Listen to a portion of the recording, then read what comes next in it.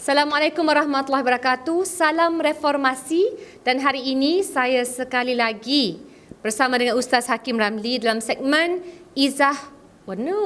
Sirah with Kiddies. Dan ternyata hari ini saya nak bawakan satu persoalan dibawa oleh Ahmad Harith, anak anda saya yang nombor 2, yang berbunyi, Mama, Prophet Muhammad sallallahu alaihi wasallam is said to never ever give up. He is someone who's caring. He's not stern. He is focused. Dan kerana itu pada saya, bila bercakap tentang saat kita sedih, kerana setiap seorang daripada kita punya pengalaman yang amat menyayat hati. Kita mungkin saat kita berasa kita hampir berputus asa, perlukan sedikit peringatan. Dan antara yang Harith bangkitkan dengan Nabi Muhammad sallallahu alaihi wasallam, ternyata Nabi Muhammad ini tidak pernah berputus asa. Mungkin Ustaz boleh memberikan komentar dari segi sirah Nabi. Adakah pernah Nabi Muhammad sallallahu alaihi wasallam berputus asa, dan bagaimana baginda mengatasi perasaan sedemikian? Ya, untuk jawab soalan anak anda Haris, so memang betul Nabi Muhammad seorang yang kuat, yang bijak, tapi agak tidak betul bahawa baginda tidak pernah berputus asa. Baginda pernah berputus asa, tetapi segera dihiburkan oleh Allah Subhanahu Wa Taala. Sudah tentu baginda mengalami semua peristiwa yang orang lain lalui juga, macam orang lain juga, tambah-tambah bahkan lebih teruk. Baginda dilahirkan sebagai anak yatim, dilahirkan, dibesarkan oleh penjaganya dan dibesarkan oleh pakciknya, berkahwin dengan Sayyidatina Khadijah. Kemudian Sayyidatina Khadijah wafat, jadi pakciknya wafat, dan tahun itu disebut sebagai Amul Huzun, ataupun tahun kesedihan. Kasihi kehilangan pakcik yang membesarkan beliau. Kalau kita baca, kita berkata, wow, this is too much. Tapi baginda tempuhi benda tu. Dan satu peristiwa yang membuatkan baginda sendiri rasa putus asa tu, masa dakwah ke Taif. Sebelum hijrah ke Madinah, Nabi pergi ke Taif dan dia dicerca, tak boleh masuk, dibaling batu dan semua. Sampailah beliau terpaksa mengundurkan diri sambil dalam keadaan bersedih itu. Sampailah satu kebun milik seseorang. Di situ dia berdoa pada Tuhan. Ni dah putus asa sangat ni. Dan sekali itu dia sebut perkataan yang tak pernah disebut. Baginda gunakan perkataan ashku. Dan bila berdoa kita guna perkataan ashku ni, maksudnya saya meletakkan harapan kepada Allah SWT, dan Allah menjawab kepada rasa baginda tu. Dan Allah berjanji kepada Nabi bahawa okey, kali ini kalau manusia tak mau dengar dakwah kau, aku akan hantarkan jin.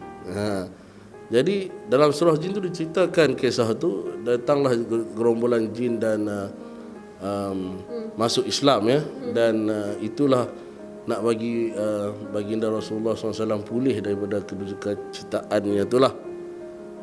Jadi dia pernah berputus asa, tetapi Allah siapkan baginda selama 40 tahun untuk menjadi seorang yang amat tabah. Dan selepas tu nobody ataupun nothing can touch him, yang boleh menyentuh Rasulullah SAW. Tiada lagi halangan selepas itu menjadi masalah. Bila kita dengar tentang kisah Nabi, kita selalu merasakan jauh sangat daripada hidup kita. Kita rasa macam, yelah, tentulah para anbiya, para nabi memanglah kuat, memanglah keimanannya teguh. Tapi pada saya itu mungkin bukan perkara yang terbaik. Kita sepatutnya merasakan apa yang dilalui semasa zaman Nabi itu sebenarnya sebahagian daripada apa yang kita boleh selami dan lakukan untuk mengatasi masalah kita seharian. Jadi saya sentiasa kan bangkitkan isu bila masa orang mengasari kita. Dalam dunia moden ini, kadang-kadang orang tidak ada budi bahasa, tidak berhemah, tak guna pakai hikmah dalam menganjurkan pandangan. Jadi bagaimana kita nak melawan? Kita kadang-kala ditekan, kita diherdik dan kita diajar untuk lawan kadang-kala dengan kekerasan. Jadi saya nak tahu sebenarnya kalau kita ambil sedikit sebanyak daripada apa perwatakan Nabi Muhammad sallallahu alaihi wasallam, masalah yang beliau hadapi dengan pakciknya Abu Jahal. Ada pakcik macam Abu Jahal, boleh bayangkan. Tapi beliau dapat menghadapinya dengan penuh hikmah dan berhemah. Jadi mungkin Ustaz boleh bagi sedikit nasihat. Kalau ada orang yang mengasari kita ataupun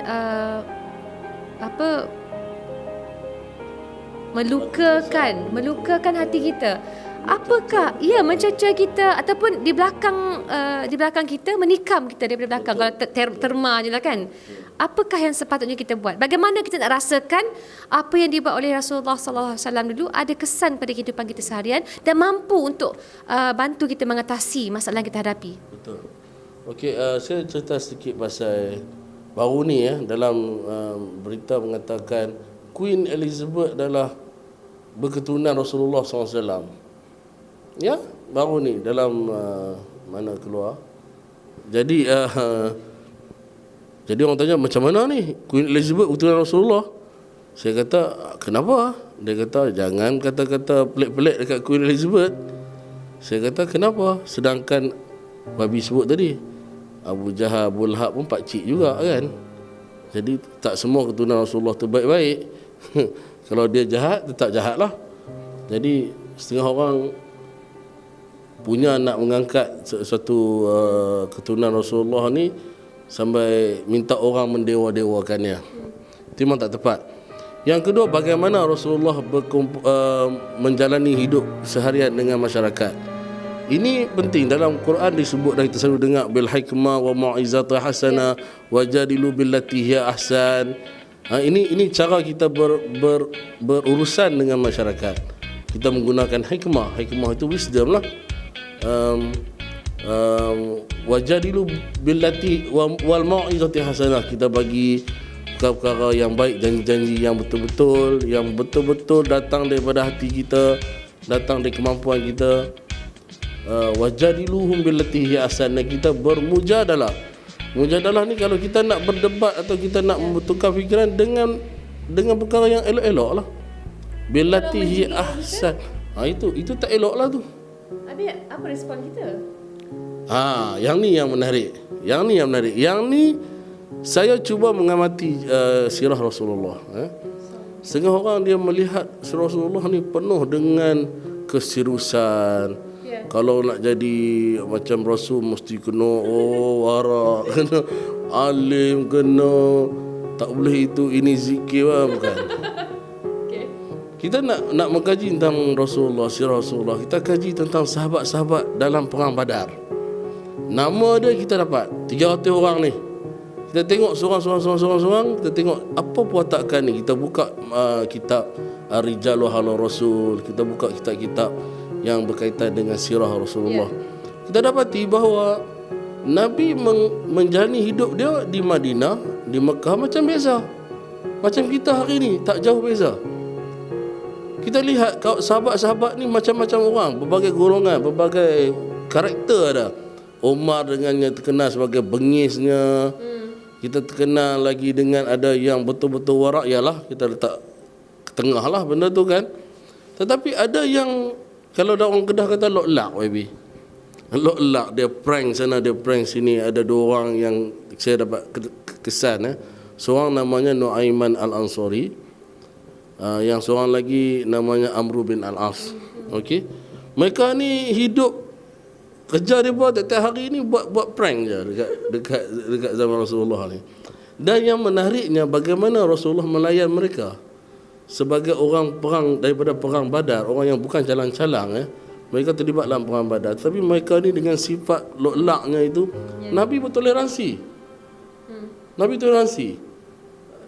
Dan yang menariknya, Nu'aiman al-Ansari ni hidup sampai zaman Umar. Dia hidup, nyawa dia panjang. Nyawa dia panjang, loklak sebab tu juga. Sampai dia mati. Bagi orang bukan Pulau Pinang ni, loklak ni apa Ustaz? Jelaskan sikit. Loklak ni dia taklah biadab, tapi loklak ni dia pranks, tak ada. Loyak buruk lah. Loyak buruk pun Penang juga. Jadi contohnya dia bagi makan di pekan, dia makan, dia dah kenyang, dia kata okey, yang baki dia makan apa semua ni hantar pergi rumah Rasulullah. Rasulullah bayar. Jadi sampai dah orang Rasulullah buat kenduri. Jadi Rasulullah kata saya tak pesan apa kan, tapi dia kena bayar. Siapa yang hantar ni? Orang cakap Nu'aiman al-Ansari. Jadi Rasulullah kata pergi cari dia. Dan bila dapat dia, Rasulullah gelak dengan perangai dia ni. So it's how Rasulullah manage the society, ya. Dan ini menarik. Ini hanya boleh dapati kalau kita mengkaji sirah Rasulullah. Macam mana Rasulullah menjalani hidup. Setengah orang ingatkan kita bahawa Islam ni agama menghukum, baca hukum je. Sebab Islam ni itu nak perketatkan undang-undang apa semua. Tapi kalau kita tengok dari satu segi, sebenarnya Islam ni agama memaafkan. Contoh pun banyak. Ada orang datang kepada Rasulullah kata saya berzina. Dia cakap kepada Rasulullah kata la'allaka qabiltahu, maksudnya adakah engkau hanya cium dia? Jadi 3 kali Rasulullah tanya adakah engkau cium dia, engkau peluk dia? Tak, dia kata memang saya berzina. Barulah selepas 3 kali barulah Rasulullah mahu menghukum. Itu pun sebab untuk menebus dosanya di akhirat.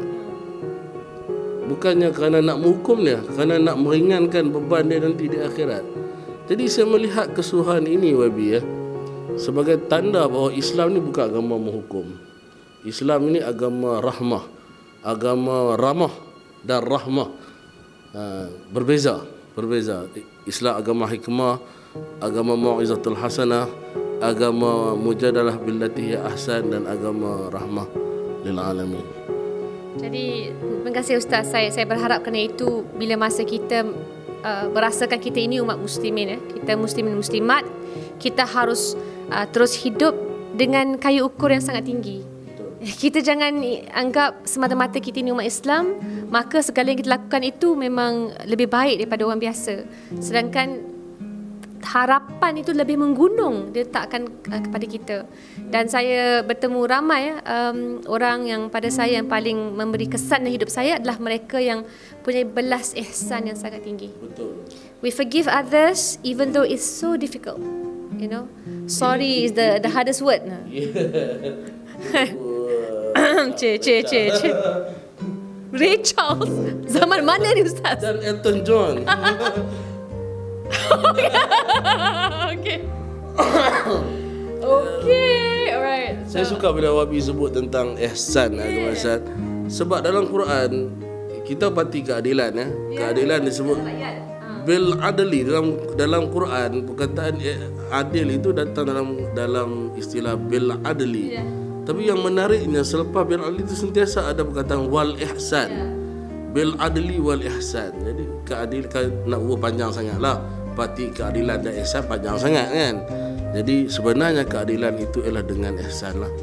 Dia datang sebagai package. Ya memang, dan saya bersyukur sangat bila masa kita putuskan berada dalam parti ini, Parti Kelana Rakyat yang berbilang kaum, tapi sentiasa untuk menganjurkan Islam itu rahmatan lil alamin. Rahmat buat sekian alam. Jadi kalau Datuk Seri Anwar Ibrahim panggil untuk kelas usrah contohnya, kita panggil pemikir Islam, kita akan jemput kepada semua. Kerana kalau kita kata dan kita punya keyakinan Islam mempunyai solusi buat semua, maka kenapa kita takut untuk mempromosikan dan mewar-warkan ajaran yang penuh dengan berteraskan keadilan dan juga ihsan.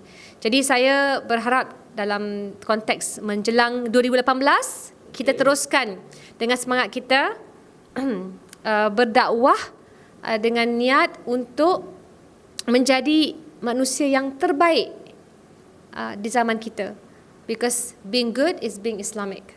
So daripada saya Ustaz, selamat menyambut tahun baru insya-Allah. Selamat menyambut tahun baru. Ya, dan Macam mana nak terang dekat Haris tu tadi tu, boleh terang? Kita berterang pada Haris lah kan.